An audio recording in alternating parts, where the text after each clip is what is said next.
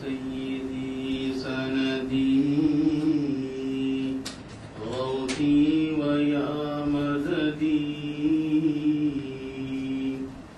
كن لي ظهيرا على الأعداء بالمدد مجير عرضي وخذ بيدي مدى مددي خليفة الله فينا محيي الدين الحمد لله حمدا دائما أبدا والحمد لله ثم الحمد لله رب العالمين على ما كان يلهمني الحمد لله.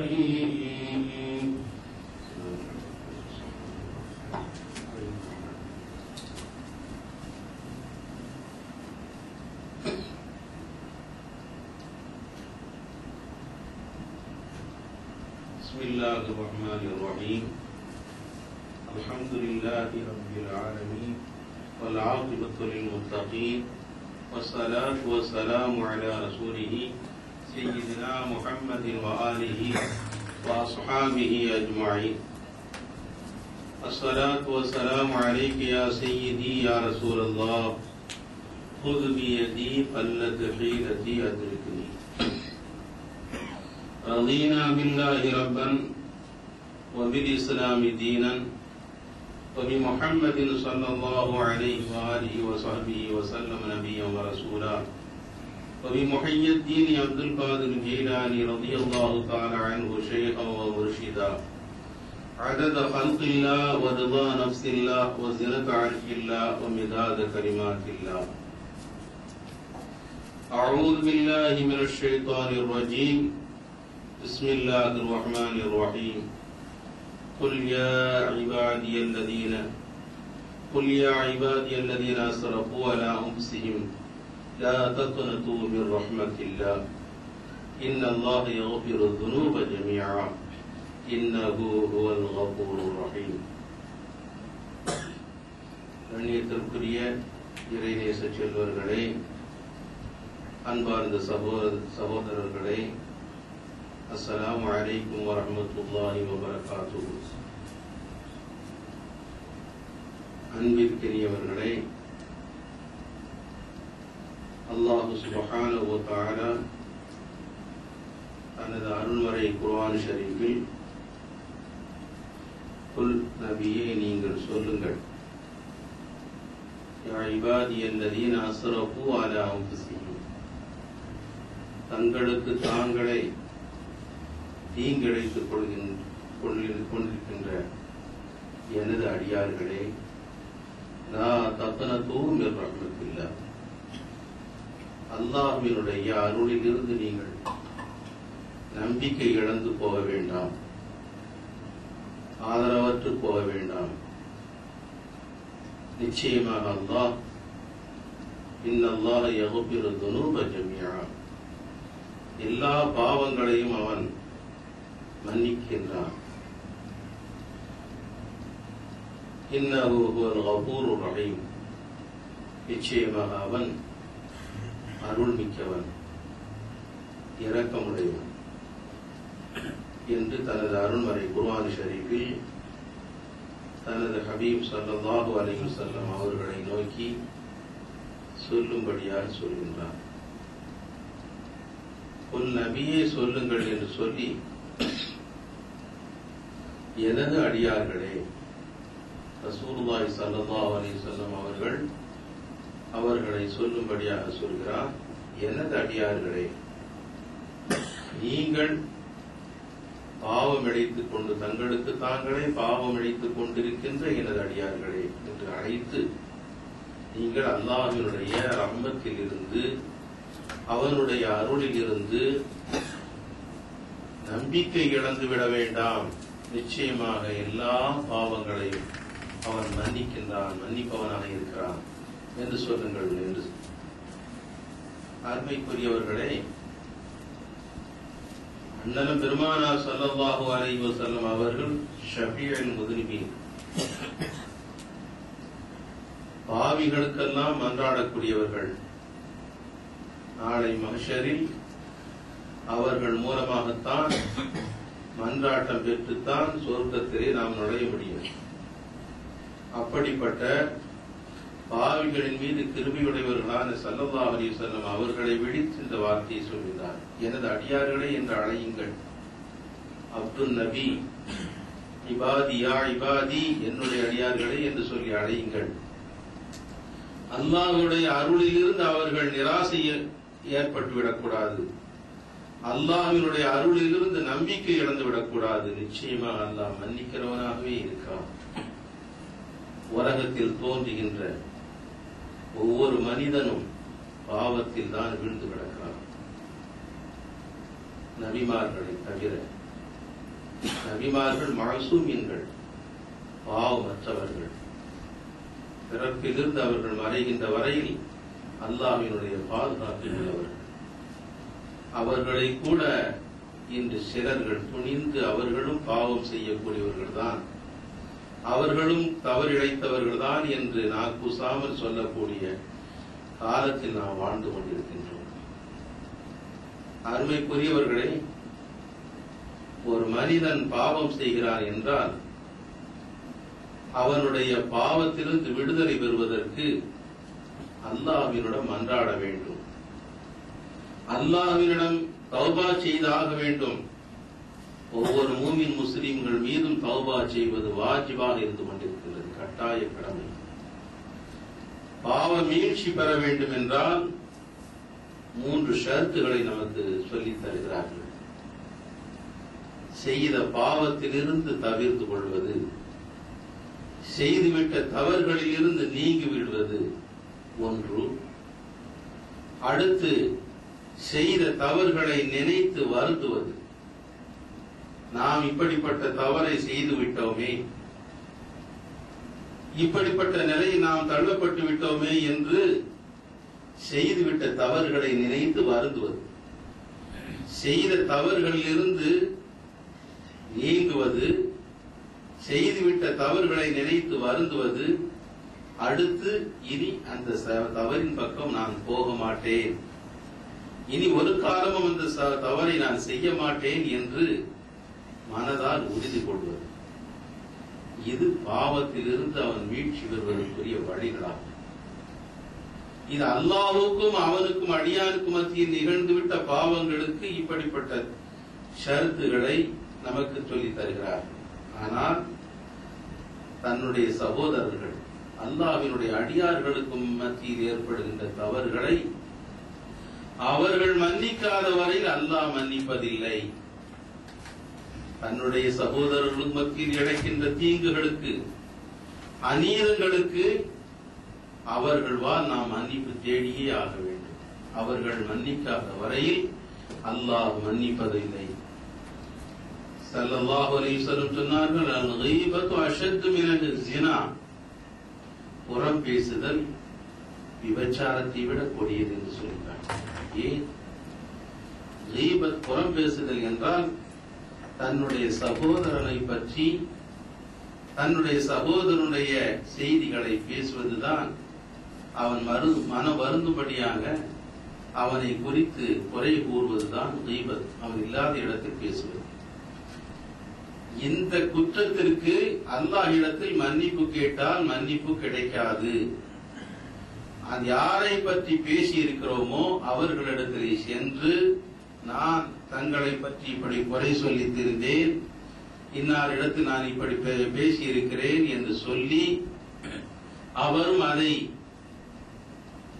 திருத்திக் கொள் என்று சொல்லி அவர் மனம் அவரை ஏற்றுக்கொண்டு மனம் பொறுத்து கொண்டால்தான், மன்னித்து விட்டேன் என்று சொன்னால்தான் அல்லாஹ் மன்னிக்கிறான் என்று பெருமானார் ஸல்லல்லாஹு அலைஹி வஸல்லம் அவர்கள் சொன்னார்.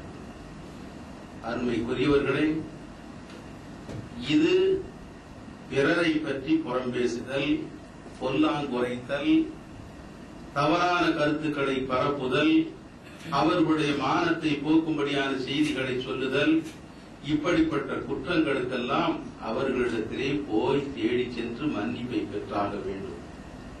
அதே நேரத்தில் அவர்களுடைய செல்வங்கள், பொருளாதாரத்தில் கொள்ளையடித்தல், அவர்களுடைய செல்வங்களை அபகரித்தல், அவர்களை நஷ்டப்படுத்துதல், இப்படிப்பட்ட குற்றங்களை செய்தால் அந்த செல்வத்தை அவர்களிடத்திலே ஒப்படைக்க வேண்டும்.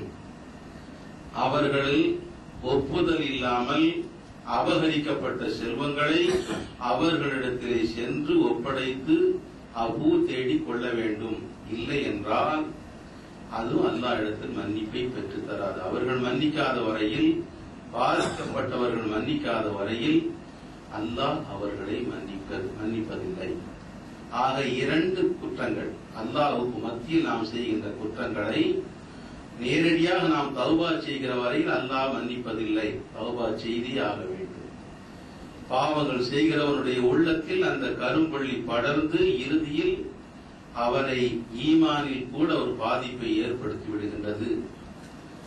அந்த பாவங்களில் இருந்து நீங்குவதற்கு தௌபா செய்தே ஆக வேண்டும்.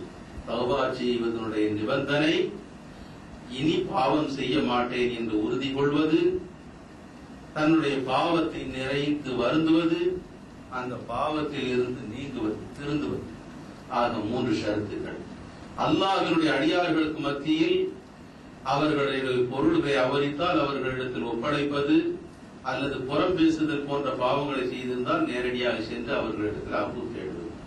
அவர்கள் மன்னிக்காதவர்கள் வரையில் அல்லாஹ் அவர்களை மன்னிக்க மாட்டான். ஸல்லல்லாஹு அலைஹி வஸல்லம் சொன்னார்கள், இத்தகு தஅவத்தல் மظلوம், பாதிக்கப்பட்டவர்களுடைய பத்வாவை நீங்கள் பயந்து கொள்ளுங்கள். பாதிக்கப்பட்டவர்கள், அநியாயமாக செய்யப்பட்டவர்கள், யாரை அநியாயம் செய்கிறோமோ அவர்களுடைய பத்வாக்களை நீங்கள் பயந்து கொள்ளுங்கள். ஏனெனில் அவர்கள் காஃபிராக இருந்தாலும் அவர்கள் அநியாயமாக பாதிக்கப்பட்டிருந்தார்களேயானால் மனம் நொந்து அவர்கள் ஏசிவிட்டால் நிச்சயமாக அது பறித்துவிடும், அநியாயம் செய்யக்கூடியவர்களை அழித்துவிடும் என்று பெருமானார் ஸல்லல்லாஹு அலைஹி வஸல்லம் அவர்கள் மظلوமுடைய பத்வாக்களை, மன வருத்தங்களை நீங்கள் பயந்து நடந்து கொள்ளுங்கள் என்று நமக்கு சொல்லித் தருகிறார். அருமைக்குரியவர்களே, முஃப்லிஸ் என்றால் யார் தெரியுமா என்று அருமை சஹாபா பெருமக்களை நோக்கி ஸல்லல்லாஹு அலைஹி வஸல்லம் கேட்டார்கள். முஃப்லிஸ் என்றால் ஒன்றுமில்லாதவன், எல்லாவற்றையும் இழந்தவன், பாக்கியங்களை இழந்தவன், இப்படிப்பட்டவன் தான் முஃப்லிஸ் என்று சொல்வது. ஸல்லல்லாஹு அலைஹி வஸல்லம் கேட்டார்கள், சஹாபாக்கள் எல்லாம் முஃப்லிஸ் என்றால் இப்படித்தானே என்று சொன்ன போது, நான் அந்த முஃப்லிஸை சொல்லவில்லை. மறுமையில் சிலர்கள் வருவார்கள், தொழுகையுடன் நோன்பு நோற்பவர்களாக, எல்லா தர்மங்களையும், ஜகாத் போன்ற தர்மங்களை செய்தவர்களாக, ஹஜ் செய்தவர்களாக, இப்படி எல்லா நல்ல அமல்களும் புரிந்தவர்களாக வருவார்கள் மறுமையிலே. ஆனால் அவர்கள் கடைசியில் ஒன்றுமில்லாமல் நிற்பார்கள், எந்த நன்மையும் அற்றவர்களாக, இழந்தவர்களாக, தரித்திரர்களாக நின்று கொண்டிருப்பார்கள். எப்படி தெரியுமா? அவர்களுடைய நன்மைகளெல்லாம் நெருக்கப்பட்டு சுவனத்திற்கு உரியவர்கள் என்று தீர்ப்பளிக்கப்பட்டு, சுவனவாசிகள் என்று முடிவெடுக்கப்பட்டு சுவனத்திற்கு சொல்வதற்கு தயாராக இருக்கின்ற நேரத்தில் பாதிக்கப்பட்ட மக்கள் ஓடி வருவார்கள். ஆண்டவனே, எங்களுக்கு நீ நீதி வழங்க வேண்டும். இவன் உலகத்திலே ஹஜ் செய்தான், உண்மைதான், வாரி வழங்கியது உண்மைதான், தொழுதார், எல்லா நன்மைகளையும் செய்தார். ஆனால் எங்களுடைய வியாபாரத்தில் எங்களுடைய செல்வங்களை அபகரித்தார், எங்களுடைய செல்வங்களை நஷ்டப்படுத்தினார், வியாபாரத்தில் நஷ்டத்தை உண்டு பண்ணினார் என்று சிலர்கள் வருவார்கள். அவர்களுக்குரிய அல்லாஹ் சுப்ஹானஹு வ தஆலா வானவர்களை நோக்கி அவர்களுடைய பங்குகளை பிரித்து கொடுக்கும்படியாக அல்லாஹ் சொல்லுவான். அவருடைய நன்மைகளில் இருந்து பாதிக்கப்பட்டவர்களுக்கு அல்லாஹ் பிரித்துக் கொடுக்கிறான். சிலர்கள் ஓடி வருவார்கள், இவர் எல்லா நன்மைகளையும் செய்தார், ஆனால் என்னை மனம் புண்படும்படியாக இந்த சபையிலே என்னை ஏசினார், என்னை நோவினை செய்தார், என்னை மானத்தை போக்கினார், இவருக்குரிய தண்டனை கொடுத்தாக வேண்டும் என்று சிலர்கள் வந்து சொல்வார்கள். அப்போதும் அவருடைய நன்மையிலிருந்து இவர்களுக்கு பிரித்து கொடுக்கப்படுகிறது. இப்படி பாதிக்கப்பட்டவர்களெல்லாம் வந்து நின்று அங்கே புகார்களை கொடுக்க அவருடைய நன்மையிலிருந்து இவர்களுக்கு எடுத்துக் கொடுக்க கடைசியில் எந்த நன்மையும் அற்றவராக அவர் ஆகி மேலும் மேலும் அவர்களுக்கு புகார்கள் வந்து கொண்டிருந்தால் இவர்களுடைய தீமைகளில் இருந்து பாதிக்கப்பட்டவர்களுடைய தீமையிலிருந்தும் அவருக்கு பங்களிக்கப்பட்டு இறுதியாக அல்லாஹ்வுடைய உத்தரவு அவரை நரகத்திலே வீசி எறியுங்கள் என்ற உத்தரவு வருகிறது. அவர்தான் முஃப்லிஸ் என்று சொல்லி காட்டினார்.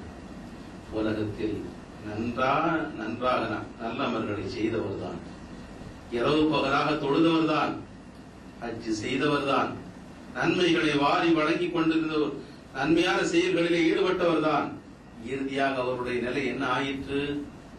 தரித்திர நிலையில் எந்த நன்மையும் அற்றவராக மறுமையிலே நரகத்திலே தூக்கி வீசப்படுவார் என்று அண்ணன் பெருமானார் ஸல்லல்லாஹு அலைஹி வஸல்லம் சொல்லி காட்டினார்கள். அடியார்களுக்கு மத்தியில் ரொம்பவும் ஜாக்கிரதையாக நடந்து கொள்ள வேண்டும், கண்ணும் கருத்துமாக இருக்க வேண்டும். அவர்களுடைய மனம் புண்படிப்படியாக பேசினால் அதற்கான மன்னிப்பை அவர்களிடத்தில் பெறாத வரையில் அல்லாஹ் மன்னிப்பதில்லை. அருமைக்குரியவர்களை, அண்ணன் பெருமானார் ஸல்லல்லாஹு அலைஹி வஸல்லம் அவர்களோடு பேசிக் கொண்டிருந்த அன்னை ஆயிஷா ரலியல்லாஹு தஆலா அவர்கள் ஒரு முறை நம்பிராட்டிமார்களில் ஒருவரை குறித்து அவர்கள் சாதாரணமா சொல்லுவோம் அல்லவா, சிறிய பெண்ணை பார்த்து கட்ட பெண்ணு கட்டச்சி என்று சொல்லுவோம் அல்லவா, இதை போன்று ஒரு வார்த்தையை அவர்கள் சொல்லிவிட்டார்கள். இப்போது வந்து செல்கிறார்கள், அவர் கட்ட ஆளா இருக்கிறார், கட்டச்சிங்கிற மாதிரி சொல்லிவிட்டார்கள். ஸல்லல்லாஹு அலைஹி வஸல்லம் அவர்கள் அப்படியே அவர்களுடைய முகமெல்லாம் மாறிவிட்டது. சொல்லி காட்டினார்கள், ஆயிஷாவே, இந்த வார்த்தை இப்போது நீ சொன்னாய் அல்லவா, இந்த வார்த்தையை கடலிலே கரைத்தால் கடல் கூட கெட்டுப்போ, அவ்வளவு மோசமான வார்த்தை சொல்லிட்டாங்க.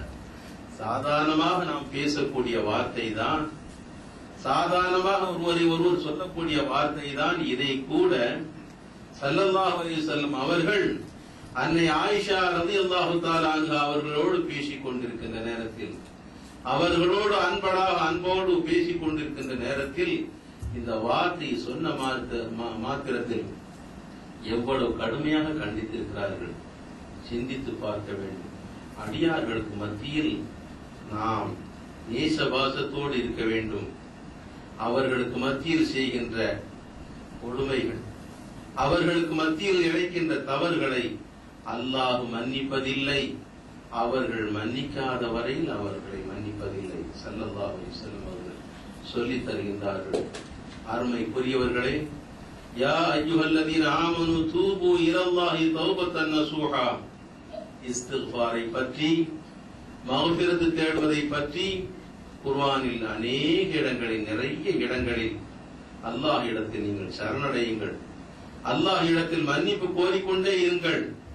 ஸல்லல்லாஹு அலைஹி வஸல்லம் சொன்னார்கள், ஒரு நாளைக்கு நான் 100 தடவைகள் அல்லாஹ் இடத்தில் மன்னிப்பு கோருகிறேன் என்று சொன்னார்கள்.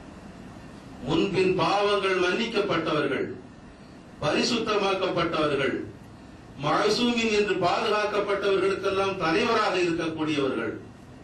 அப்படிப்பட்ட ரசூலுல்லாஹி ஸல்லல்லாஹு அலைஹி வஸல்லம் சொல்கிறார்கள், 100 தடவை நான் பாவ மன்னிப்பு தேடுகிறேன். அவர்கள் செய்த பாவத்திற்கு அவர்கள் பாவ மன்னிப்பு கோருகிறார்கள்? இல்லவே இல்லை. அவர்கள் ஒவ்வொரு வினாடியும், ஒவ்வொரு மூச்சும் தெய்வ சன்னிதானத்தில் மிக உயர்ந்த நிலையை அடைந்து கொண்டே இருக்கின்றார்கள். ஒரு மூச்சு விடுகிறார்கள் என்றால் அடுத்த மூச்சு அதைவிட பன்மடங்கான முன்னேற்றத்தை அவர்கள் அடைகின்றார்கள். சென்ற மூச்சுக்காக வேண்டி அவர்கள் அல்லாஹ் இடத்திலே பாவ மன்னிப்பு தேடுகிறார்கள். சென்ற மூச்சு வருகிற மூச்சை விட தாழ்ந்த நிலையில் சென்று விட்டதே என்பதற்காக அவர்கள் பாவ மன்னிப்பு தேடுகிறார்கள் என்று பெரியார்கள் நாதார்கள் நமக்கு சொல்லித் தருகிறார்கள். அவர்கள் செய்த பாவத்திற்காக வேண்டி பாவ மன்னிப்பு தேடுகிறார்கள் என்ற கருத்தை நாம் கொண்டுவிடக் கூடாது. பரிசுத்தமாக்கப்பட்டவர்கள், நம்மை எல்லாம் பரிசுத்தமாக்குவதற்காக வந்தவர்கள், யுஸக்கீக்கும், நம்மை எல்லாம் பரிசுத்தமாக்குவதற்காக வேண்டி அவர்கள் வந்திருக்கிறார்கள். அவர்களை குறித்து கூட இப்போது சிலர்கள் சொல்லுகிறார்களே, அவர்களும் குறையுள்ளவர்கள் தான். நுபுவத்துடைய வாழ்க்கைக்கு பின்னால் வேறு, நுபுவத்துடைய வாழ்க்கைக்கு முன்னால் வேறு, அப்படி சிந்திக்க வேண்டும் என்று இப்போது தப்பான அபிப்பிராயங்களை, கருத்துக்களை பரப்பிக் கொண்டிருக்கிறார்கள். பெருமானார் ஸல்லல்லாஹு அலைஹி வஸல்லம் அவர்கள் பிறப்பதற்கு முன்னாலேயே ஆதம் அலைஹிஸ்ஸலாம் அவர்கள் களிமண்ணிற்கும் தண்ணீருக்கும் மத்தியில் இருக்கும் போதே நான் நபியாக இருந்தேன் என்று சொல்லி காட்டியுள்ளார். அவர்கள் படைப்பதற்கு முன்னாலேயே நான் நபியாக இருக்கிறேன் என்று ஸல்லல்லாஹு அலைஹி வஸல்லம் சொன்னார்கள் என்றால் அவர்கள் பிறப்பதற்கு முன்னாலேயே பரிசுத்தமாக்கப்பட்டவர்கள். பிறந்ததற்கு பின்னாலேயும் நுபுவத்திற்கு பின்னாலேயும் யுகமுடிவு கால வரையில் அல்லாஹ்வினுடைய ஒளியாக இருக்கக்கூடியவர்கள் பரிசுத்தமானவர்கள். அவர்களை எந்த குறையும் யாராவது நினைத்தால் நிச்சயமாக அவர்களுடைய ஈமான் பறிபோய்விடும். அருமைக்குரியவர்களை ஸல்லல்லாஹு அலைஹி வஸல்லம் சொல்கிறார்கள், நான் 100 தடவைகள் பாவ மன்னிப்பு தேடுகிறேன் என்று. ஒவ்வொரு மூமினும் ஒவ்வொரு நாடும் ஒவ்வொரு வேளையும் ஒவ்வொரு கணமும் அல்லாஹ்விடத்தில் பச்சாதாபப்பட்டு மன்னிப்பு கோரிக்கொண்டே இருக்க வேண்டிய நிலையில் நாம் இருந்து கொண்டிருக்கிறோம். உலகத்தினுடைய சூழ்நிலை அப்படித்தான் இருந்து கொண்டிருக்கிறது. அல்லாஹ் ஒவ்வொரு இடத்திலும் சொல்கிறான், தூபு இலல்லாஹி ஜமீஅ அய்யுஹல் மூமினூன், விசுவாசிகளே நீங்கள் அனைவரும் அல்லாஹ்விடத்தில் நீங்கள் பாவ மன்னிப்பு தேடுங்கள் என்று கூறுகின்றான். தூபு இலல்லாஹி தௌபத்தன் நஸூஹா, கரப்பற்ற முறையில் என்னிடத்தில் பாவ மன்னிப்பு தேடுங்கள், நிச்சயமாக அல்லாஹ் மன்னிக்க கூடியவனாக இருக்கிறான் என்று சொல்லி தருகிறான். அருமைக்குரியவர்களை, பெருமானார் ஸல்லல்லாஹு அலைஹி வஸல்லம் அவர்கள் தௌபாவை பற்றி சொல்லும் போது ஒரு உதாரணத்தை சொல்கிறார்கள். அல்லாஹ் தௌபா செய்யக்கூடியவர்களை எவ்வளவு அன்போடு ஆதரவோடு அவர்களை ஆதரிக்கிறான் என்பதை பற்றி சொல்லும் போது ஒரு விஷயத்தை சொல்கிறார்கள். ஒருவர் பாலைவனத்தில் சென்று கொண்டிருக்கிறார். ஒட்டகத்தில் தனக்குரிய சாதத்தையும் தண்ணீரையும் அந்த வாகனத்தில் ஏற்றியவராக சென்று கொண்டிருக்கிறார். சென்று கொண்டிருந்தவர் கொஞ்ச நேரம் மரத்தடியிலே அயர்ந்து தூங்குகிறார். விழித்து பார்க்கிறார், ஒட்டகத்தை காணவில்லை. அவருடைய நிலை எப்படி இருக்கும்? பதறி துடிப்பார். தனக்குரிய உணவு அங்கே அதிலேதான் இருக்கிறது, குடி தண்ணீர் அதிலேதான் இருக்கிறது, ஒட்டகமும் ஏறி செல்ல வேண்டிய வாகனம் அவருக்குரிய சொத்து. இப்போது அவர் இழந்து நிற்கும் போது எப்படிப்பட்ட அவருடைய மனம் துடித்துக் கொண்டிருக்கும்? பதறி துடிப்பார் அல்லவா? அங்கும் இங்கும் அலைந்து தேடி பார்க்கிறார். கடுமையான வெயில், வேனலில் அப்படி இப்படி சுற்றி பார்க்கின்ற போது அந்த ஒட்டகத்தை காணவே இல்லை. களைப்பு மிகுதியால் மீண்டும் அவரால் நடக்க முடியாமல் அந்த மரத்தடியிலே தூங்குகிறார். தூங்கியவர் இப்போது விழித்து பார்க்கிறார். என்ன ஆச்சரியம்!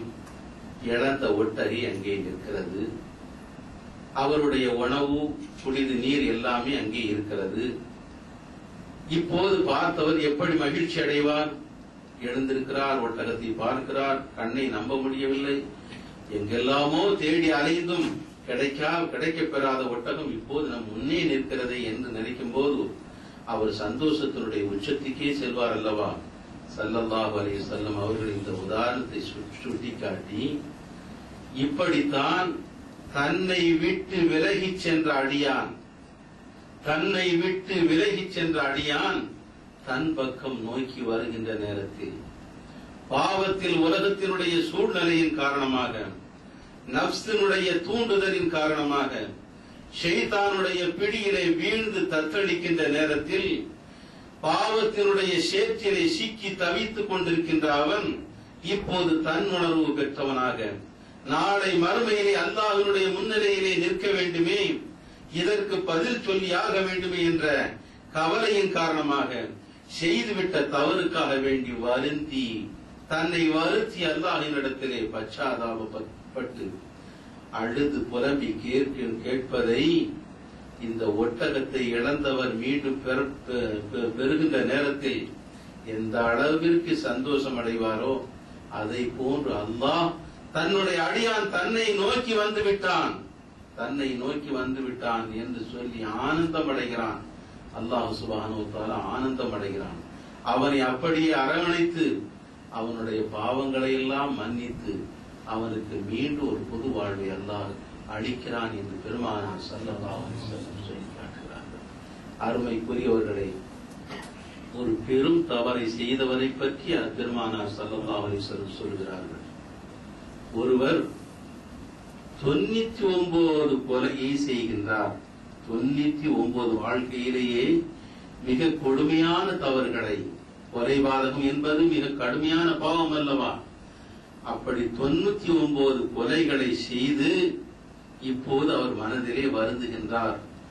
இவ்வளவு பெரிய பாவங்களை நம்முடைய வாழ்க்கையிலே நடத்திவிட்டோமே, நமக்கும் மன்னிப்பு இருக்கிறதா என்று நினைத்து வருந்தி அந்த காலத்தில், அவருடைய காலத்தில் வாழ்ந்த ராஹிபிடத்திலே வருகின்றார்.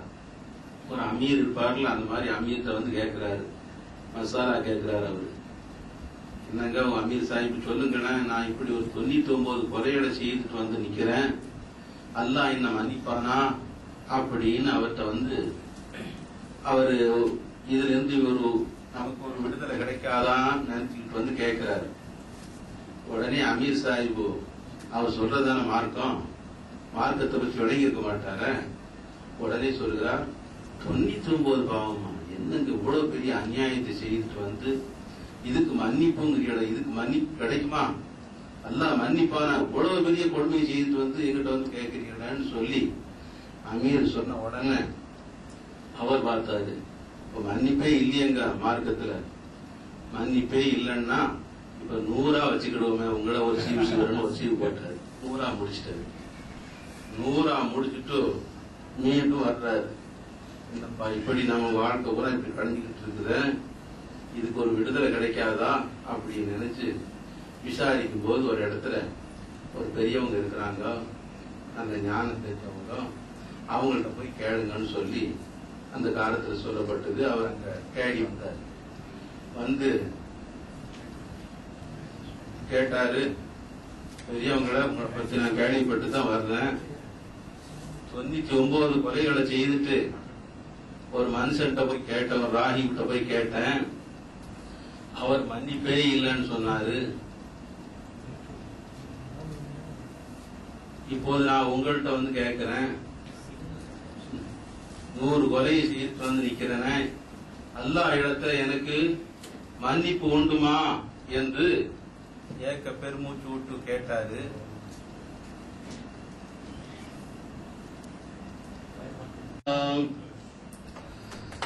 நூறு கொலையை செய்துட்டு வந்து நிக்கிறேன், எனக்கு மன்னிப்பு உண்டுமா என்று கேட்ட போது அந்த பெரியவர், அந்த ஞானி சொன்னார், உமக்கும் மன்னிப்பு இருக்கிறது, கவலைப்படாதே, உனக்கும் மன்னிப்பு இருக்கிறது,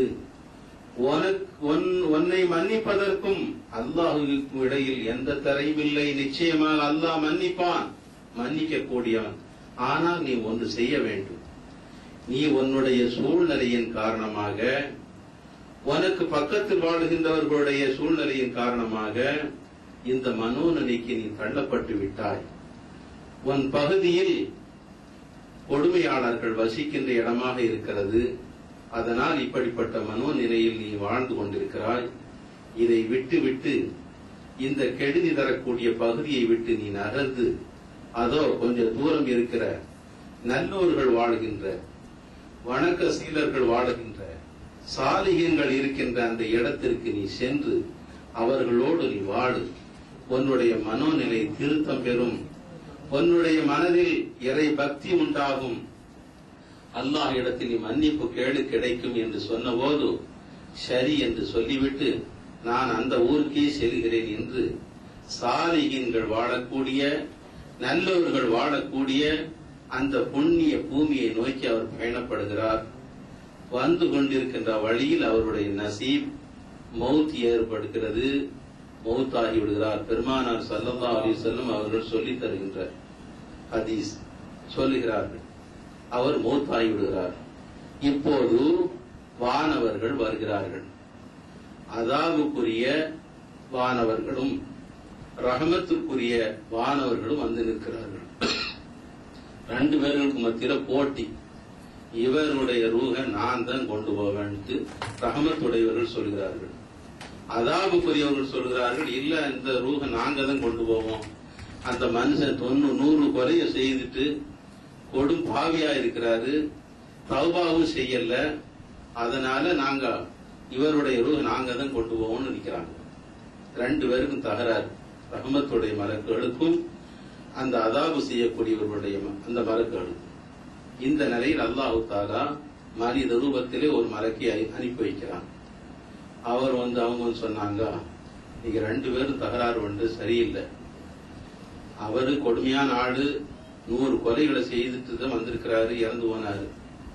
அதாபுக்குரியவர்கள் சொல்வது சரிதான். ஆனா தௌபா செய்ய வந்தாரு, அதுல அந்த நியத்தோடு வந்ததுனால அவருடைய ரூஹ நாங்க தான் கொண்டு போவோம் நீங்க சொல்றியா, அது சரிதான். ஆனா ரெண்டு பேரும் தகராறு பண்றதுனால ஒரு தீர்ப்பு என்னன்னு கேட்டா, அவர் கொலையுண்ட இடத்தில் இருந்து அவர் எந்த கொலையை செய்து கொண்டு வாழ்ந்திருந்தாரோ அந்த பகுதியை விட்டு கிளம்பி வருகின்ற நேரத்தில் சாலிஹீன்களோடு வாழ வேண்டும் என்ற நியத்தோடு வந்து கொண்டிருந்தார், தௌபா செய்ய வேண்டும் என்ற நியத்தோடு வந்து கொண்டிருந்தார். அந்த ஊருக்கு பக்கத்தில் நெருக்கமாயிருந்தா ரஹ்மத்துடையவர்கள் அந்த ரூஹ் நீங்க கொண்டு போங்க. அல்லது அவர் புறப்பட்ட ஊருக்கு பக்கத்தில் இருந்ததுன்னா, அவர் ரூஹ் அடங்கி இருந்ததுன்னா அதாபுடையவர்கள் அந்த ரூஹை கொண்டு போங்கன்னு தீர்ப்பளந்தாங்க. அப்படியான்னு முளம் போட்டு அளந்தாங்க. அளந்தா ஒரு முளம் அதிகமா இருக்குது. சாலிஹீன்களுடைய ஊரை பார்க்க ஒரு முளம் அதிகமா இருக்கு, நெருக்கமாயிருக்கு. உடனே ரஹ்மத்துடையவர்கள் நாங்கள் கொண்டு செல்கிறோம்.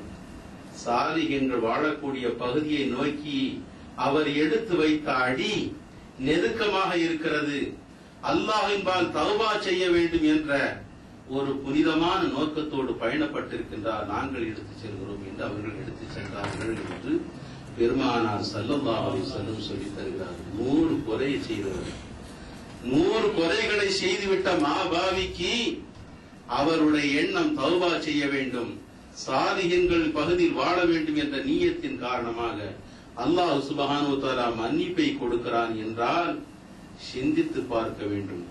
சாலிஹீன்களோடு நாம் நெருங்கி இருக்கின்ற நேரத்தில் நிச்சயமாக அல்லாஹ்வினுடைய அருள் கிடைக்கப் பெறும், வருஷிக்கப் பெறும் என்பதில் சந்தேகம் இல்லை. அவர்களோடு நெருங்கி இருக்க வேண்டும். அவர்களோடு எப்போதும் ஆயிருக்க வேண்டும். நம்முடைய உள்ளத்தில் ஈமானை தரும், நம்முடைய உள்ளத்தில் தக்வாவை தரும், நம்முடைய உள்ளத்தில் தௌபாவுடைய உணர்வுகளை தரும். அவர்களோடு சேர்ந்து இருக்க வேண்டும். அருமைக்குரியவர்களே, தௌபத்தன் நசூஹா, நீங்கள் அல்லாஹ்விடத்தில் கலப்பற்ற முறையில் தௌபா செய்யுங்கள், அல்லாஹ் உங்களுடைய பாவங்களை எல்லாம் மன்னிக்கிறான் என்று அல்லாஹ் சுப்ஹானஹு வ தஆலா தன்னுடைய அருள்மறை குர்ஆன் ஷரீஃபில் சொல்லி காட்டுகிறான். இந்த உம்மத்துகளுக்கு மேலும் ஒரு சலுகையாக அல்லாஹ் சுப்ஹானஹு வ தஆலா எம்பெருமானார் ஸல்லல்லாஹு அலைஹி வஸல்லம் அவர்களுடைய மாபெரிய கருணையின் காரணமாக ஒரு பாக்கியத்தை தந்திருக்கின்றார். பாவங்களை மன்னிப்பதோடு மட்டுமன்றி அவர்களுடைய பாவங்களை நன்மையாகவும் ஆக்கிவிடுகிறான். எப்படிப்பட்ட பாக்கியம் பாருங்க. இல்லாமன் தாப வஆமன வஅமில அமலன் ஸாலிஹன் ஃபௌலாயிக யுபத்திலுல்லாஹு ஸய்யிஆத்திஹிம் ஹஸனாத். தன்னுடைய பாவங்கள் இருந்து அவர்கள் பச்சாதாபப்பட்டு பாவ மன்னிப்பு கோரியவர்களாக மீண்டு ஈமானோடு நற்காரியங்களையும் அவர்கள் செய்வார்களேயானால் ஃபௌலாயிக யுபத்திலுல்லாஹு ஸய்யிஆத்திஹிம் ஹஸனாத், அவர்கள் செய்த பாவங்களை அல்லாஹ் நன்மையாக அதை மாற்றி விடுகின்றான், நன்மையாக மாற்றி விடுகின்றான். ஒரு கச்சேரியில போய் கலந்துகிட்டு இருக்கிறான், பாவம் தான். அவன் திரும்ப வருந்தி அல்லாஹ் இடத்துல மன்னிப்பு கேட்டு அல்லாஹ் தஆலா அதை மன்னித்து விட்டான் என்றால் ராத்தீப் செய்த மாதிரி எழுதி வச்சிருவான். விடிய விடிய ராத்தீப் செய்துட்டு இருந்தான், திக்ர் செய்துகிட்டு இருந்தாங்கிற மாதிரி எழுதி வச்சிருவான். அப்படித்தான் குர்ஆன் ஷரீஃபில் சொல்லித் தருகிறான். இந்த உம்மத்துமார்களுக்கு கொடுக்கப்பட்ட பெரிய கருணை. இதை மாணவர்கள்லாம் ஒரு ஷேக் இதை பாட்டு இந்த ஆயத்திற்கு விளக்கம் சொல்லிக் கொண்டிருக்கும் போது மாணவர்கள் கேட்பார்கள் அல்லவா, அது எப்படிங்க நம்ம ஒரு ஷேக் அவர்களே பாவத்தை எப்படி நன்மையா மாற்ற முடியும்னு கேட்டாங்க. ஷேகனா என்ன செய்தார்கள், தான் பக்கத்துல ஒரு 5-6 மாங்காய் கிடந்துட்டு இருந்துச்சு. அங்க ஒரு மாங்காய் எடுத்து இது கொஞ்சம் அறுத்து சாப்பிடுங்கப்பான்னு வாயில வச்சா கடுமையான புளிப்பு, ஒவ்வொரு முகம் அப்படியே இங்கே வளைஞ்சிக்கிட்டு போகும், புளிப்பு தாங்க முடியல. உடனே மாணவர்கள் ரொம்ப புளிப்பா இருக்கு அப்படியா வாங்கி வச்சுட்டு, சரி இந்த 4 மாங்காய் இருக்குது, இதை கொண்டு போய் வீட்டுல வச்சு ஒரு 2 நாள் கழிச்சு எடுத்துப்பாங்க. அதே மாதிரி மாங்காயை கொண்டு வந்தாங்க, சாக்கில் வச்சாங்க, நல்லா பழுத்துது, நல்ல மஞ்சள் பழமா இருக்கும்போது எடுத்து வந்தாங்க. எடுத்து வந்ததுக்கு பின்னால அடுத்தடுத்து ஒரு பீஸா கொடுத்தாங்க. ரொம்ப திருப்திப்பா இருக்கு விஷயம், ரொம்ப அழகா இருக்கு, ரொம்ப ருசியா இருக்கு.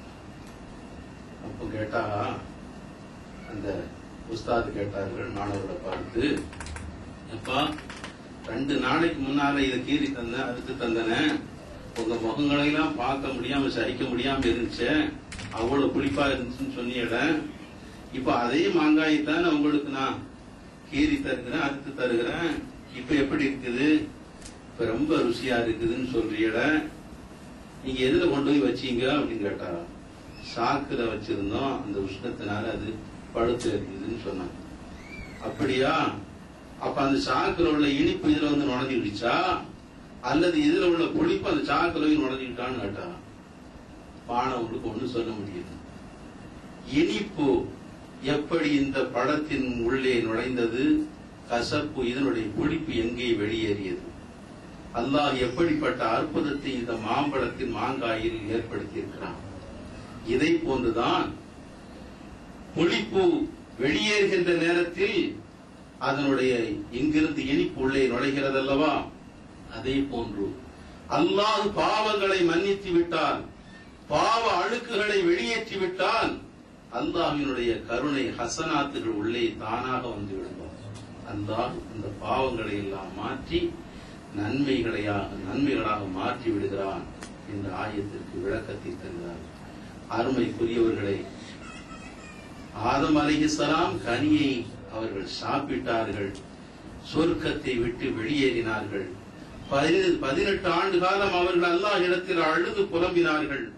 அல்லாஹ் அவர்களுடைய தௌபாவை அவர்களுடைய பிள்ளைகள் இறுதியாக வந்த இறுதி நபி ஹபீப் ரசூலுல்லாஹி ஸல்லல்லாஹு அலைஹி வஸல்லம் அவர்களுடைய பொருட்டினால் கேட்டதினால் அல்லாஹ் அவர்களுடைய பாவங்களை அவர்களுடைய தவறை மன்னித்து மீண்டும் சஃபியுல்லாவாக அவர்களை ஈடேற்றம் பெறச் செய்தார்.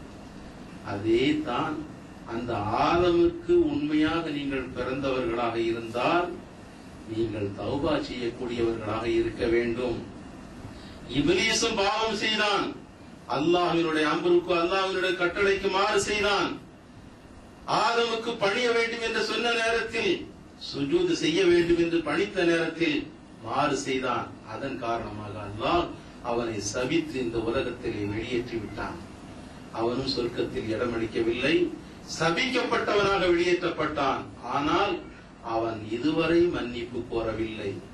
அவனுடைய திமிரின் காரணமாக, அவனுடைய கர்வத்தின் காரணமாக, அவனுடைய பெருமையின் காரணமாக மன்னிப்பு கேட்காதவனாக இருக்கின்ற காரணத்தினால் சபிக்கப்பட்டவனாகவே இருக்கின்றான். ரஹ்மத்துடைய வாசலிலே அவன் நுழைய முடியவில்லை. அருமைக்குரியவர்களே, ஆதமுக்கு பிறந்தவர்களாக இருந்தால் அவர்களுடைய குணம் இருக்க வேண்டும். அவர்கள் மீண்டும் அல்லாஹ் இடத்தில் தௌபா செய்தார்கள். மீண்டும் மேலான பதவியை பெற்றதை போல இந்த உலகத்திலே செய்துகின்ற தவறுகளை அல்லாஹ் இடத்தில் சொல்லி காட்டி மன்னிப்பு கோரக்கூடியவர்களாக அவர்களுடைய பிள்ளைகள் இருக்க வேண்டும். ஷைத்தானுக்கு பிறந்தவர்களாக இருந்தால் அவனுடைய குணம் மன்னிப்பு கேட்க மாட்டான், தன்னை பணிய வைக்க மாட்டான், பெருமையோடு உலகத்தில் இருந்து கொண்டிருப்பான், திருந்த மாட்டான். அப்படிப்பட்டவர்கள் ஷைத்தானுடைய வாரிசுகள் என்று பெரியார்கள் நமக்கு சொல்லித் தருகிறார்கள். அருமைக்குரியவர்களை, பணிவு நம்மிடத்தில் இருக்க வேண்டும். அல்லாஹ் மன்னிப்பை ஏற்றுக்கொள்கிறான். அவர்கள் செய்த தவறில் இருந்து அவர்களை மேன்மை பெறச் செய்கிறான். இஸ்திக்ஃபாருக்கு அல்லாஹ்விடத்தில் மன்னிப்பு கோருவதற்கு எத்தனையோ பாக்கியங்களை வைத்திருக்கின்றான். நூஹ் அலைஹிஸ்ஸலாம் தன்னுடைய கவும்களை பார்த்து சொன்னார்கள், அவர்களெல்லாம் தன்னை புறக்கணித்து விட்டு அல்லாஹ்வை நெருங்குவதை விட்டு பாவத்திலே மூழ்கி கிடந்த அந்த மக்களை பார்த்து வகுல்து அஸ்தக்ஃபிரு ரப்பக்கும் இன்னஹு கான கஃபாரா, உங்களுடைய இரட்சகன் பக்கம் நீங்கள் இஸ்திக்ஃபார் செய்யக்கூடியவர்களாக வாருங்கள், நெருங்கி வாருங்கள், நீங்கள் இஸ்திக்ஃபார் தேடுங்கள்.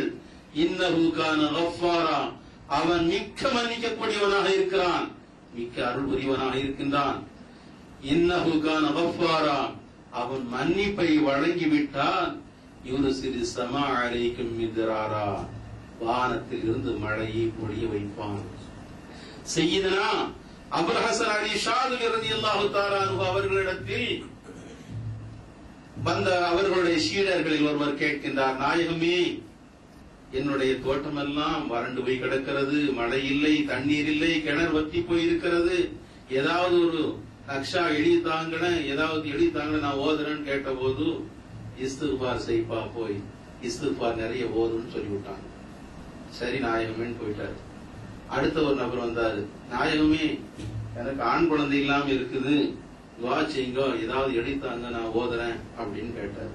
போய் இஸ்திக்ஃபார் செய்யுங்க, அவருக்கும் இஸ்திக்ஃபார். அடுத்த ஒருவர் வந்தாரு, எனக்கு தோட்டம் இதா இருக்குது, ரொம்ப முட்டுப்பாடா இருக்கு, கஷ்டமா இருக்குன்னு கேட்டாரு, அவருக்கும் இஸ்திக்ஃபார் செய்யுங்கன்னு சொல்லிட்டாங்க. இப்படி பலர்கள் வந்து கேட்க ஒரே பதிலையே இஸ்திக்ஃபார் செய்யுங்கள் என்ற வார்த்தையை சொல்ல வந்தவர்கள் கேட்டார்கள், என்ன எல்லாத்துக்குமா இஸ்திக்ஃபார்?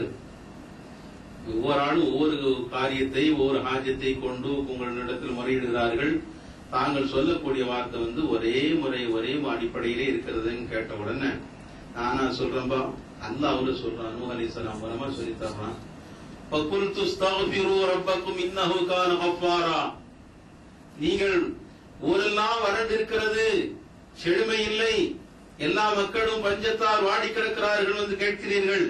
நூஹ் அலைஹிஸ்ஸலாம் சொல்லுகிறார்கள், அந்த சொன்ன வார்த்தையை நமக்கு குர்ஆன் ஷரீஃபிலே சொல்கிறான், நீங்கள் மன்னிப்பு தேடுங்கள், தேடினால் யுர்சிலு ஸமா அலைக்கும் மித்ராரா, தொடராக அவனுடைய வான்மழையை உங்களுக்கு பொழிய வைப்பான், செழிப்பை உங்களுக்கு உண்டாக்கி தருவான் என்று அவன் தானே சொல்கிறான்.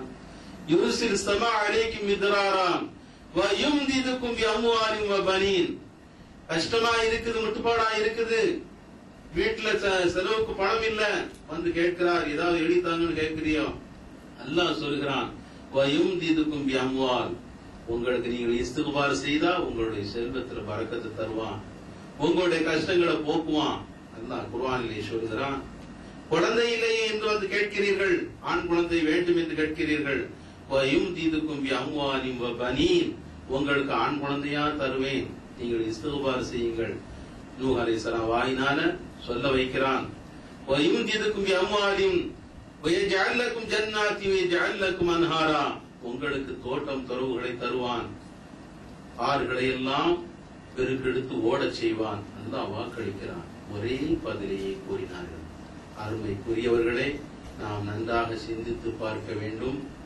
அல்லாஹ் சொல்கிறானே, நம்மை அன்போடு அழைத்து, நீங்கள் என்ன பாவங்கள் செய்தாலும் என்ன தவறுகள் செய்தாலும் குல் நபியே, நீங்கள் அவர்களிடத்திலே சொல்லி காட்டுங்கள். யா இபாதி, நபியிடத்திலே சொல்லுகிறான், என்னுடைய அடிமைகளே, என்னுடைய அடியார்களே, நபியை நீங்கள் சொல்லுங்கள், என்னுடைய அடியார்கள். பெருமானார் ஸல்லல்லாஹு அலைஹி வஸல்லம் அவர்களுக்கு அடிமையாக இருப்பதில் தான் சஹாபாக்கள் இன்பம் கண்டார்கள், சஹாபாக்கள் இன்பம் கண்டார்கள். சையதுனா ஹுசைன் ரலியல்லாஹு தஆலா அவர்கள் சிறுவராக விளையாடி கொண்டிருக்கின்ற நேரத்தில் சையதுனா உமர் ரலியல்லாஹு தஆலா அவர்களுடைய மகனார் அவர்களோடு விளையாடி கொண்டிருக்கின்ற நேரத்தில் அப்துல்லா இப்னு உமர் ரலியல்லாஹு தஆலா அவர்களும் விளையாடி கொண்டிருக்கின்ற நேரத்தில் ரெண்டு சிறுவர்கள், அப்போது ஹுசைன் ரலியல்லாஹு தஆலா அவர்கள் அவர்களை பார்த்து, உமரை ஃபாரூக் ரலியல்லாஹு தஆலா அவருடைய மகனாரை பார்த்து, என்ன இருந்தாலும் நீங்க எங்க பாட்டனார் ஜத்துடைய அடிமையினுடைய மகன் தானேன்னு ஒரு வார்த்தை சொல்லிட்டாங்க. அவளுக்கு கோபம் பொத்துக்கிட்டு வந்துருச்சு. உடனே எங்க வாப்பாவை பார்த்து, நீங்க அடிமையினுடைய மகன், ஜனாதிபதியா இருக்கிறாங்க, எங்க வாப்போ பார்த்து நீங்க அடிமையினுடைய மகன் சொல்றீட அப்படின்னு சொல்லி அவர் இடத்துல வேகமா வந்தாங்க. வாப்பா இப்படி சொல்றாங்க. உடனே அப்படியா சொன்னா ஹுசைன் ரலியல்லாஹு தஆலா அன்ஹு சொன்னாங்களா? உடனே அழைத்து கொண்டு வேகமா ஹுசைன் ரலியல்லாஹு தஆலா அன்ஹுடைய அவர்கள் கரத்தை பற்றினார்கள். அவர்களுக்கு பயம் ஆடிடுச்சு. ஹுசைன் ரலியல்லாஹு தஆலா என்ன அடிக்க போறாங்க, வாங்க கொஞ்சம் வாங்க. கரத்தை பற்றி பிடித்துக் கொண்டு தன்னுடைய மகனை பிடித்துக் கொண்டு ஸல்லல்லாஹு அலைஹி வஸல்லம் அவருடைய தர்பாருக்கு சென்று, யா ரசூலல்லாஹ், உங்களுடைய திருப்பேரனார் என்னை உங்களுடைய அடிமை என்று சொல்லி இருக்கின்றார்கள். அதை தாங்கள் ஏற்றுக்கொள்ள வேண்டும். உங்களுடைய அடிமையாக இருக்குவதைத்தான் நான் விரும்புகிறேன். இந்த நாட்டினுடைய ஜனாதிபதியாக இருக்க வேண்டும் என்று நான் விரும்பவில்லை. உங்களுடைய அடிமையாக இருக்க வேண்டும் என்று நான் தினமும் ஒவ்வொரு கணமும் ஒவ்வொரு நிமிடமும் நான் அதைத்தான் விரும்பிக் கொண்டிருக்கின்றேன். அந்த வார்த்தையை மெய்ப்பிக்கின்ற வகையில் உங்களுடைய அருமை பேரனாருடைய வாயிலிருந்து அந்த வார்த்தையை வந்துவிட்டது. யா ரசூலல்லாஹ், அதை தாங்கள் கபூல் செய்ய வேண்டும் என்று அந்த ஜனாதிபதியாக இருந்த சையதுனா உமர் ரலியல்லாஹு தஆலா அவர்கள் கேட்டார்கள் என்றால், சொன்னார்கள் என்றால், அப்துல் நபி சையதுனா தரிகா சாஹிப் ரலியல்லாஹு தஆலா அவர்கள் ஸல்லல்லாஹு அலைஹி வஸல்லம் அவர்களுடைய தர்பாரிலே கதறி கதறி படிக்கின்றார்களே, யா கைரன் நபி, அப்துல் நபியாகிய நான், தங்களுடைய அடிமையாகிய நான் தங்களுடைய தர்பாரிலே வந்து தௌபத்தன் தலப்து மின்க யா ஷஃபியல் முத்னிபி, தௌபாவை கேட்கிறார்களே, யா ரசூலல்லாஹ், உங்களிடத்திலே நான் தௌபாவை வேண்டுகிறேன், பாவ மன்னிப்பை மீட்சியை நான் வேண்டுகிறேன் என்று அவர்களுடைய சன்னிதானத்திலே கதறுகிறார்களே. அதைத்தான் அல்லாஹ் சொல்லி காட்டுகின்றான். குல் யா இபாதியல்லதீன அஸ்ரஃபு, குல் யா இபாதியல்லதீன அஸ்ரஃபு அலா அன்ஃபுஸிஹிம், தங்களுக்கு தாங்களே வரம்பு மீறி நடந்து கொண்டார்களே அந்த அடியார்கள், அந்த மக்களை என்னுடைய அடியார்களே என்று நீங்கள் அழைத்து சொல்லுங்கள். லா தக்னது மின் ரஹ்மத்தில்லாஹ், அல்லாஹ்வினுடைய ரஹ்மத்தில் இருந்து நீங்கள் ஆதரவற்று போக வேண்டாம், நம்பிக்கை இழந்து போக வேண்டாம். இன்னல்லாஹ் யக்ஃபிரு ذுனூப ஜமீஆ, நிச்சயமாக அல்லாஹ் எல்லா பாவங்களையும் மன்னிப்பவனாக இருக்கிறான். பெரியார்கள் எல்லாம் அதை தான் கேட்டு அழுதார்கள். அருமைக்குரியவர்களே, அல்லாஹ் சொல்லுகின்றான், தௌபா செய்யக்கூடிய இடம், وَلَوْ أَنَّهُمْ يَظْلَمُوا أَنفُسَهُمْ جَاءُوكَ فَاسْتَغْفَرُوا اللَّهَ وَاسْتَغْفَرَ لَهُمُ الرَّسُولُ لَوَجَدُوا اللَّهَ تَوَّابًا رَحِيمًا, தங்களுக்கு தாங்களே அநீதம் இழைத்தவர்கள் யா ரசூலல்லாஹ் உங்களுடைய தர்பாரிலே வந்து நின்று முறையிடுவார்கள், கெஞ்சுவார்கள், அல்லாஹ் இடத்திலே அவர்கள் மன்னிப்பு தேடுவார்கள். அந்த ரசூலும் அவர்களுக்காக வேண்டி மன்னிப்பு தேடினால் நிச்சயமாக அல்லாஹ்வை மன்னிக்கக்கூடியவனாக, கிருபையாளனாக அவர்கள் பெற்றுக் கொள்வார்கள் என்று சொல்கிறார்கள். அந்த அடிப்படையில் தான் சையதுனா தரிகா சாஹிப் ரலியல்லாஹு தஆலா அவர்கள், யா ரசூலல்லாஹ், தௌபத்தன் தலப்து மின்க யா ஷஃபியல் முத்னிபீன், ஷஃபியல் முத்னிபீன், பாவிகளுக்கெல்லாம் மன்றாட்டம் செய்யக்கூடியவர்களே, தங்களிடத்திலே நான் தௌபாவை தேடுகிறேன். அல்லாஹ் மன்னிப்பதாக, தாங்கள் எங்களை மன்னித்து விட்டால், மன்னிப்பை எங்களுக்காக வேண்டி கோரிவிட்டால் நிச்சயமாக அல்லாஹ் மன்னிப்பதாக எங்களுக்கு வாக்களித்திருக்கின்றான். தங்களுடைய சன்னிதானத்திலே வந்து நின்று அழுகிறேன் என்று சொல்கிறார்களே, அந்த அடிப்படையில் தான் சையதுனா அபூ ஸுஃபியான் ரலியல்லாஹு தஆலா அன்ஹு அவர்கள் அழகாக சொல்லி காட்டுவார்கள். வலன் யலீக ரசூலல்லாஹி ஜாஹுக பி இதல் கரீமு தஜல்லா பிஸ்மி முன்தகிமி, என்ன சொல்லி காட்டுகிறார்கள்? சையதுனா அபூ நாயிம் ரலியல்லாஹு தஆலா அன்ஹு அவர்கள் இந்த பைத்தை சொல்லி ஒரு விஷயத்தை சொல்லி காட்டினார்கள். சென்றவர்கள் அவர்கள் பக்கத்திலிருந்து பேசிக் கொண்டு இருந்த ஆலிம்களிடத்தை கேட்டார்கள், கரீம் கரீம் என்றால் என்னப்பான அர்த்தம்? கரீம்னா மதமாசாவது சங்கையாளன், சங்கை மிக்கவன், இப்படி சொல்லி கொடுத்த அர்த்தத்தை இப்படி சங்கையாளன் சொன்ன உடனே என்னப்பா மதசாவது சொல்லி தரக்கூடிய அர்த்தத்தை சொல்றீங்கள, கரீமுக்கு லொகத்தினுடைய டிக்ஷனரியில் இருக்கக்கூடிய அர்த்தத்தை சொல்லுங்கன்னு கேட்ட உடனே எல்லாரும் யோசிக்கும் போது சொல்லி காட்டினார்கள். கரீம்னா என்ன அர்த்தம்? அல்லாஹ்வுக்குரிய திருநாமம். அல் கரீம் என்றால் அவன் தந்து கொண்டே இருப்பான், அடியார்களுக்கு அவன் வழங்கிக் கொண்டே இருப்பான். அல்லாஹ் தருகின்றவனுக்கு இந்த அடியான் என்ன செய்ய வேண்டும்? நன்றி செய்ய வேண்டும், அவனுக்கு நன்றி செய்ய வேண்டும். சரி, நன்றி தான் செய்யல, அப்ப என்ன செய்யணும்? பேசாமையா இருந்து தொலைக்கணும். அதுவும் இல்ல, தர்றவனுக்கு இடைஞ்சல் செய்துட்டு தான் என்ன அர்த்தம்? தருவானா? அவன் தருவான். கரீம் என்ற நிலையில் இருக்கின்ற வரையில் தன்னுடைய அடியார்களுக்கு தந்து கொண்டே இருப்பான். இந்த அடியானோ அவனுடைய உபகாரங்களை எல்லாம் பெற்றுக்கொண்டு அவனுக்கு மாற்றமாக செயல்படுவான். அவனுக்கு எதிராக கூட்டங்களை போட்டு பேசிக்கொண்டே இருப்பான். அவன் அல்லாஹ் ஒருவன் கிடையாது, கடவுள் கிடையாது, அது கிடையாது, இது கிடையாதுன்னு என்ன செய்வான்? பேசுவான்.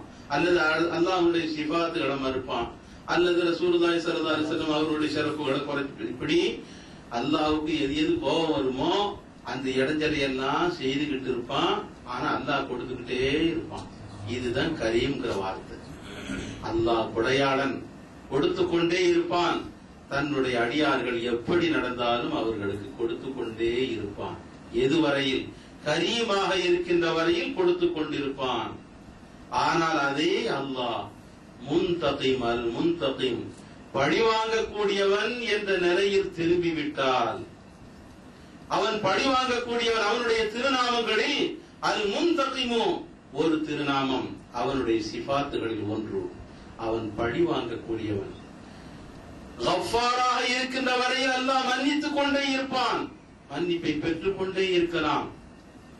ஆனால் அதே நேரத்தில் ஆதில் என்று வந்துவிட்டால், அவன் நீதி வழங்கக்கூடியவன் என்ற நிலைக்கு அவன் திரும்பி விட்டால் அணு அளவை அவன் நிறுத்தி விடுவான்.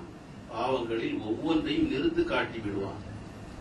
அல்லாஹ் அந்த நிலையில் அல் முன்தகிம் என்ற பழிவாங்கக்கூடியவன் என்ற நிலைக்கு அவன் வந்துவிட்டால் பூசரிமாம் கதறுகிறார்கள்.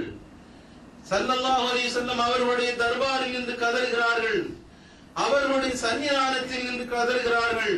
வலையலீக ரசூலுல்லாஹி ஜாஹுக பி இதல் கரீம் தஜல்லா பிஸ்மி முன்தகிமி. நாயகமே, நபியே நாயகமே, யா ரசூலல்லாஹ், அல்லாஹ் கரீமாக இருக்கின்ற வரையில் எங்களுக்கு உபகாரியாக இருப்பான், எங்களுக்கு உபகாரம் செய்து கொண்டே இருப்பான். நாங்கள் என்ன தவறு செய்தாலும் செல்ல பிள்ளைகளை போன்று அல்லாஹ் எங்களை கவனித்துக் கொண்டே இருப்பான்.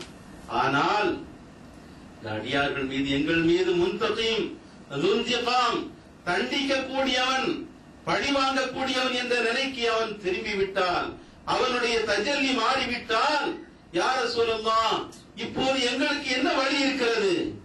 எங்களுக்கு என்ன வழி இருக்கிறது? இதல் கரீம் தஜல்லா பிஸ்மி முன்தகிமி வலை யலீக ரசூலுல்லாஹி ஜாஹுக பி. அல்லாஹ் முன்திகாம், முன்தகிம் என்ற பழிவாங்கக்கூடியவன் என்ற நிலையில் அவன் வருகின்ற நேரத்தில் உங்களுடைய ஜாஹை தவிர, உங்களுடைய தர்பாரை தவிர எங்களுக்கு எந்த கதியும் இல்லை யா ரசூலல்லாஹ். அழுகிறார்கள்.